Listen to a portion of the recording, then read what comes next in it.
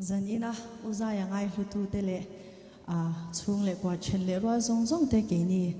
u naw le arong bol pui le achan te zaimi te ai o in chi bai kala buk chewa hei za ina mitam ta kan local khoma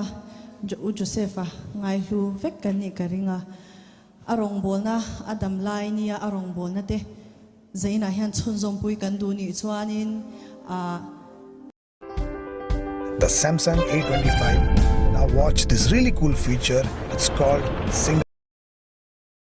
Arong bol pui na chom nan ve bur kanang khonani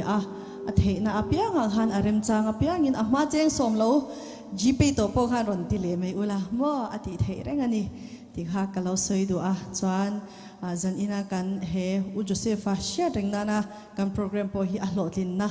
ani nge yang ti po karingani chuan khovelangam ta ti la hi la har lut tuk mai ania amaro chu saturin kan la satur te miron thlan puya kan sarem chang lo ni chuan kan thak thei renga amaro chu miron thlan sak te hi lungoi takin kan pom tlang in ka sia chuan he la hi lanung la thil ti thei la thunung ani chu vain kan zawai dan panlat pan mala song nge ka be se